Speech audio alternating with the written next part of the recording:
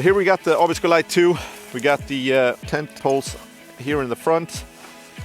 Always connected there with a small clip like that. You can clip them on. So I usually take that off.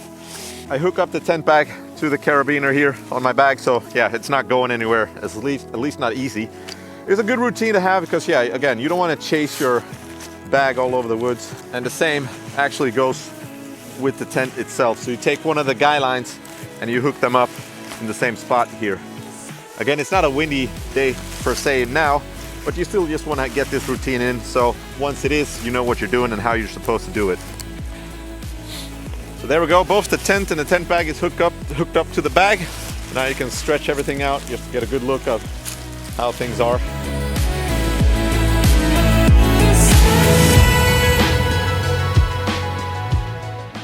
All right, so I got the tent poles here. I got the tent stakes here. I'll put this outside for the meantime, and then this one, I'll put them here so I can easily just peg out the tent. Again, doing this with gloves, it's not always the easiest thing, but it's a good thing to practice on. What we want to do is to set up the tent in the direction of the wind. Again, there is no wind today, which is good for us when we're gonna show it. But anyways, let's assume that the wind is coming from that direction, so it's blowing here. Then we want to face the wind. Don't want it, if the wind is coming from this side, you don't want the tent standing like this. So you want the small profile towards the tent. Okay. So it'll be... so you should actually have the doors in line with the wind? The doors will be a little bit on the side here, just one door on the left side here. Okay. So that's where it's going to end up.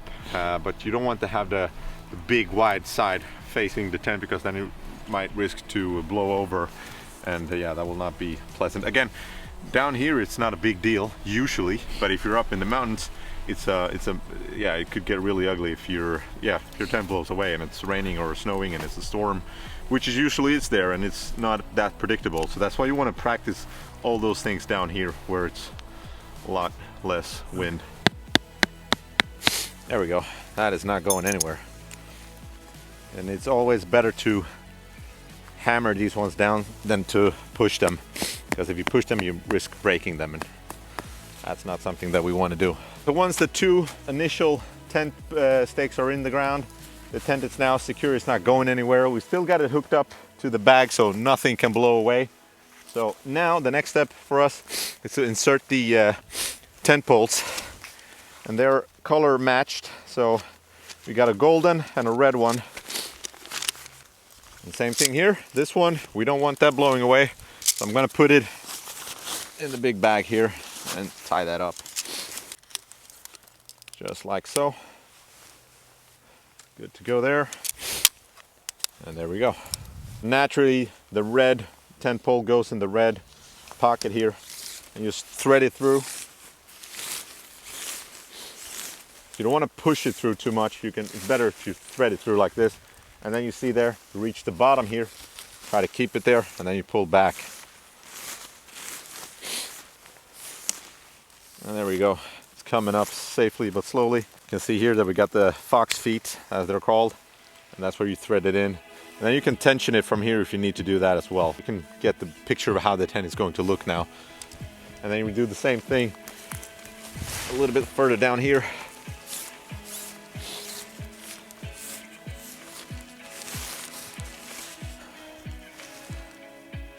You want it stretched up here. This is really important because you don't want the snow and stuff to be landing here and pushing the tent down. And again, count on, or always try to count on, that it's going to be windy. We got it there. Really try to stretch it out as much as we can. And then we're going to put another tent stake in the ground here.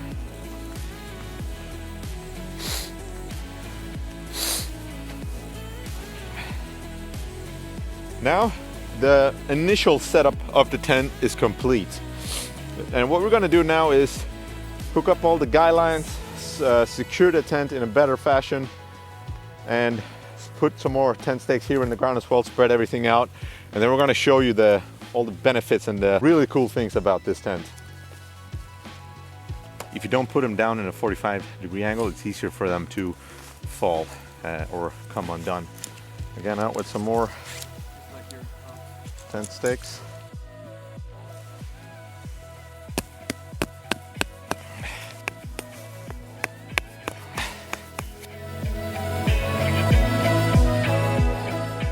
Another good tip is to find the one guy line that you know is by the entrance in this case, for example. This guy line might stick out of the tent bag when you pack it down, so keep an eye on this one.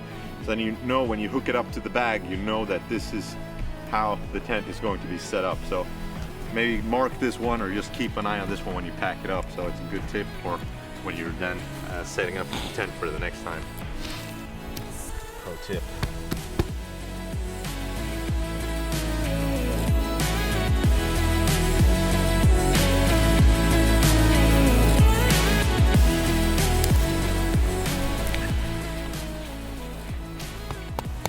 So that's the tent up and secure. So once all of the important or essential pegs and stakes are up, the guy lines and the tent is secured, we can put our things inside on this side, up to there. There you see, got a little bit of a living quarter here. To be able to do this is, yeah, it's crucial when you want to make some food, just want to boil some water or whatever for your breakfast, and being able to just sit in here, still being protected from the elements of the outside. Really, really important if you're going for a longer time with the tent. And yeah, you just want that extra little piece of living space. I can sit up straight somewhat, but still be able to work and cook and do all those things here. It's not the biggest space in the world, but it's still good enough. All right, so here we go on the inside. So as you can tell, it's a two-person tent. You sleep in this direction. You have pockets on each side here, 2 pockets on every side. You got a laundry line here. You can dry your socks and all those things. And then you can see on this end here, we open up the ventilation hatch there, or whatever you want to call it. But yeah, so the air can flow through here, back up here. And this is something that's really important because you want the air to be flowing through here to avoid getting condensation in the tent. A lot of people tend to close these ones up because they're thinking that it will be warmer. It will not. It will just be a lot more condensation in here that eventually will get you cold or colder. So you want to get the air flowing through here. And again, the things that will keep you warm is your sleeping bag, your clothes, and your body. So that's what you want to keep warm. This is what I mean. You got protection from the wind when you use this setup. And again, I can move in a good manner in and out. I can go grab things from the tent, work like this. And if it's, you know, if it's a windy day or a rainy day, you can still cook outside here. And then you can grab your stuff and be in here and eat it and be covered from the wind in a really nice way. And you can still enjoy the view. So I got a bag here. This is the Singy 48. Standing upright like this, you can see the full capacity of the things. And yeah, obviously you can store your bag out here. You don't need to have it inside in the tent area. This is also a really nice thing. You can still store 2 big bags out here in the vestibule, and then keep your sleeping gear and the warm, the dry stuff in here.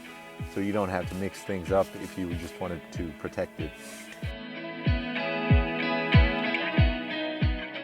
So what we've done now is we've taken off the short side or the big side of the vestibule of the tent, or we just rolled it up. And this is just another really cool setup of the tent like this, where you can open it up like this.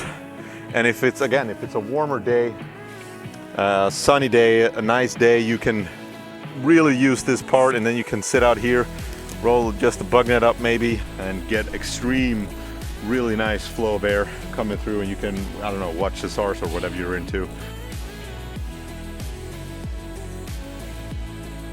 This right here with the opening on the other side here really is that perfect summer setup where you can roll everything back, and you see there how good the airflow will be coming through the tent.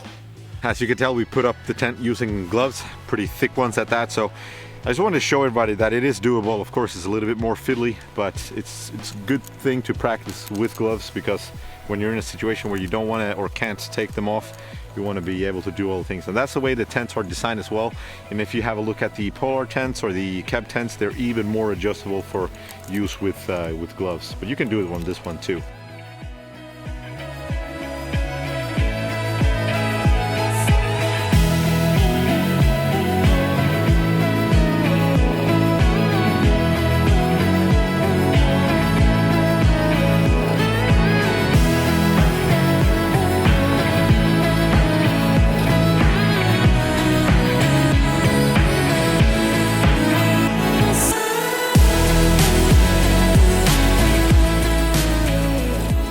that is the review of the Abisko Lite 2. Really versatile tent. You can use it in so many different ways, both winter, summer, depending on the area that you're in, obviously. You can fold it up semi like this, where it's open at the back as well for extreme airflow. You can open up it completely, or you can seal it down completely as well.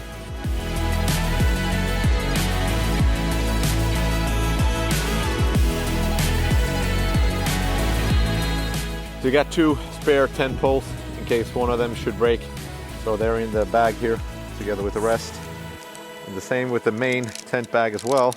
You got a small repair kit should the tent fabric, if there were to be a hole in it or anything like that, you can easily repair it in the field, which is really nice to be able to do.